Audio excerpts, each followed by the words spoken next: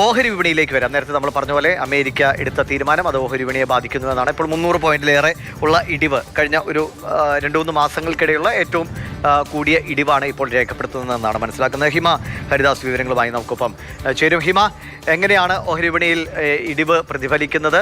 ഏതൊക്കെ മേഖല തിരിച്ചാണ് കൂടുതൽ ബാധിച്ചിട്ടുള്ളത്? ദിവിഷ, അമേരിക്കൻ തിരുവയുടെ ഒരു ആഘാതം അത് ഇന്ത്യൻ വിപണിയിൽ കൂടി പ്രതിഫലിക്കുന്നുണ്ട്. നഷ്ടത്തോടെ തന്നെയാണ് ഇന്ന് നിഫ്റ്റിയും സെൻസെക്സും വ്യാപാരം തുടങ്ങിയത്. സെൻസെക്സ് 335 പോയിന്റോളം ഇടിഞ്ഞും നിഫ്റ്റി 114 പോയിന്റ് ഇടിഞ്ഞുമാണ് വ്യാപാരം തുടങ്ങിയത്. പക്ഷേ വലിയൊരു ആഘാതം എന്ന് നമുക്ക് പറയാൻ കഴിയില്ല. ചെറിയൊരു ചാഞ്ചാട്ടമാണ്. ഇന്നലെയും അതേ നഷ്ടത്തോടെ തന്നെയാണ് തുടക്കമെങ്കിലും പിന്നീട് കുതിച്ചു കയറുന്ന ഒരു കാഴ്ചയാണ് ഇന്നലെ നമ്മൾ കണ്ടത്. നിലവിൽ 152 പോയിന്റ് ഇടിഞ്ഞാണ് നിഫ്റ്റി ഉള്ളത്. Sensex 477 point. തുടക്കത്തിലേക്കാൾ വലിയ നഷ്ടമാണ് ഇപ്പോഴുണ്ടാകുന്നത്. ഇനി ഒരു കരകയറൽ നമുക്ക് പ്രതീക്ഷിക്കാം.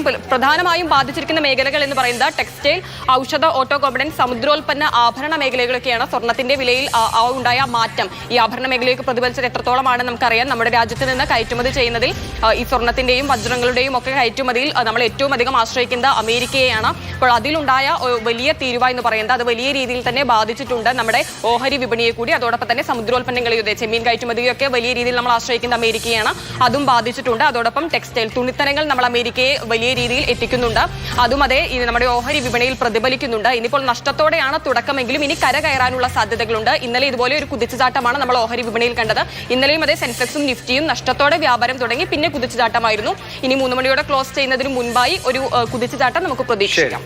ശരി, നമുക്ക് നോക്കാം എങ്ങനെയാണ് ഓഹരി വിപണിയിൽ കാര്യങ്ങൾ മുന്നോട്ട് പോകുന്നത്. നിലവിൽ അമേരിക്ക എടുത്ത തീരുമാനത്തിൻ്റെ ഒരു പ്രതിഫലനം എന്ന കണക്കിലാണ് 300 പോയിന്റെങ്കിലും ഇടിവ് സെൻസെക്സിലും സമാനമായി ചെറിയ തോതിലുള്ള ഇടിവ് നിഫ്റ്റിയിലും ഇപ്പോൾ രേഖപ്പെടുത്തിയിട്ടുള്ളത്. ഒരുപക്ഷെ തിരിച്ചു കയറാനുള്ള സാധ്യതകളും തള്ളിക്കളയാൻ കഴിയില്ല. ഡോക്ടർ PJ വിൻസെന്റ്, വിദേശകാര്യ വിദഗ്ധൻ, അദ്ദേഹം നമുക്കൊപ്പം തുടരുന്നുണ്ട്. ശ്രീ PJ വിൻസെന്റ്, ഇപ്പോൾ നമ്മൾ ഓഹരി വിപണിയിലെ പ്രതിഫലനത്തെക്കുറിച്ചാണ് ഇപ്പോൾ സംസാരിച്ചത്. നമുക്ക് രാജ്യങ്ങളുടെ ബന്ധങ്ങളിലേക്ക് വരാം. ഇപ്പോൾ അമേരിക്ക എടുക്കുന്ന ഈ നിലപാട് അത് കഴിഞ്ഞ കുറച്ച് ദിവസങ്ങളായിട്ട് പലപ്പോഴും ട്രംപിൻ്റെ പ്രതികരണങ്ങൾ ഇങ്ങനെ വന്നുകൊണ്ടേയിരിക്കുന്നു.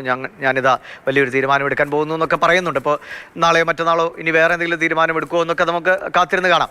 എങ്ങനെയാണ് അങ്ങയുടെ ഒരു നിരീക്ഷണത്തിൽ അമേരിക്കയുടെ ഈ നിലപാട് ലോകക്രമത്തിൽ ഏതെങ്കിലും രീതിയിൽ ഇത്തരം സാമ്പത്തിക ശക്തികളെ രൂപപ്പെടുന്നതിന് ഒരു പ്രധാന കാരണമായി മാറാൻ സാധ്യതയുണ്ടോ? ഇന്ത്യ ഇപ്പോഴെടുക്കുന്ന നടപടികൾ അത് എങ്ങനെയാണ് പ്രതിഫലിക്കാൻ സാധ്യത? എങ്ങനെ അമേരിക്കയുടെ ഈ ഒരു സമ്മർദ്ദ തന്ത്രത്തെ മറികടക്കാൻ നമുക്ക് കഴിയും?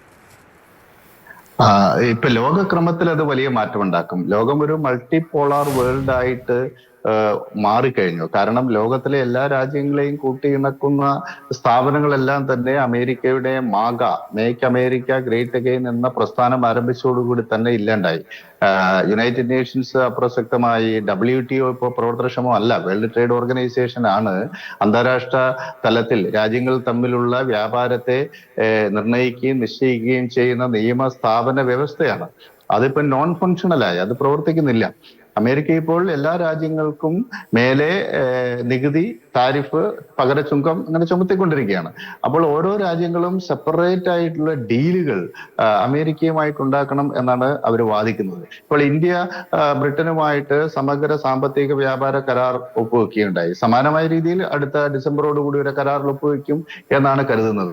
അതിനിടയ്ക്കാണ് ഈ ഒരു അശനിപാതം പോലെ ഇപ്പോൾ 50% താരിഫ് വർദ്ധിപ്പിച്ചിരിക്കുന്നത്. അത് നേരത്തെ സൂചിപ്പിച്ചതുപോലെ സമുദ്രോൽപ്പന്ന മേഖലയിൽ അത് വലിയ പ്രത്യാഘാതം ഉണ്ടാക്കും. കാരണം ഇത് പെരിഷബിൾ ഗുഡ്സ് ആണ്. അമേരിക്കയിലുള്ള എക്സ്പോർട്ട് ഓറിയന്റഡ് ആയിട്ട് നമ്മുടെ ആന്ധ്രാപ്രദേശ് മേഖലയിലും ഗുജറാത്ത് മേഖലയിലും ഒക്കെ ധാരാളം ഫാമുകളുണ്ട്. അവിടെ നമ്മൾ കടലിൽ നിന്ന് പിടിക്കുന്ന ചെമ്മീൻ മാത്രമല്ല, ഫാമുകളിൽ ഉണ്ടാക്കുന്ന ക്രാബ് അടക്കമുള്ള പലവിധ മത്സ്യങ്ങൾ നമ്മൾ സമാഹരിച്ച് അതെല്ലാം എക്സ്പോർട്ടിന് തയ്യാറായിട്ടിരിക്കുകയാണ്. അപ്പോൾ ഇത് എക്സ്പോർട്ട് ചെയ്തു കഴിഞ്ഞാൽ അതിന് മേലെയുള്ള നികുതി എത്രയായിരിക്കും?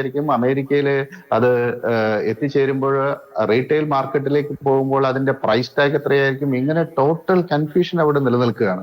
അപ്പോൾ ഇന്ത്യൻ എക്സ്പോർട്ടേഴ്സിനെ സംബന്ധിച്ചിടത്തോളം ഇത്തരം വസ്തുക്കൾ, ഇത് പെരിഷബിൾ ഗുഡ്സ് ആണ്, കുറെ കാലത്തേക്ക് സൂക്ഷിച്ചു വെക്കാൻ കഴിയില്ല.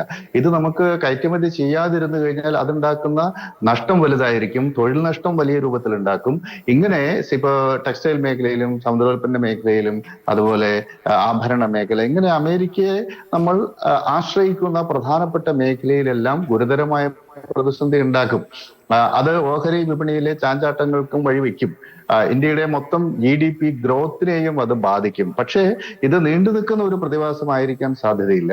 ഇന്ത്യക്ക് വളരെ പെട്ടെന്ന് ഒരു നെഗോഷിയേറ്റഡ് സെറ്റിൽമെന്റിലേക്ക് എത്തുവാനും ഇതിനെ മറികടക്കുവാനും സാധിക്കും. നമ്മളിപ്പോൾ തന്നെ ഒരു 4 ട്രില്യൺ ഇക്കണോമിയാണ്, എന്ന് വെച്ചാൽ 4000 ബില്യൺ ഇക്കണോമിയാണ്. അമേരിക്കയിലേക്കുള്ള നമ്മുടെ കയറ്റുമതി 85 ബില്യൺ അടുപ്പിച്ച് വരുള്ളൂ. അതിലൊരു റിയൽ എമൗണ്ട് എന്ന് പറയുന്ന ഒരു 50 ബില്യൺ US$ ആയിരിക്കും.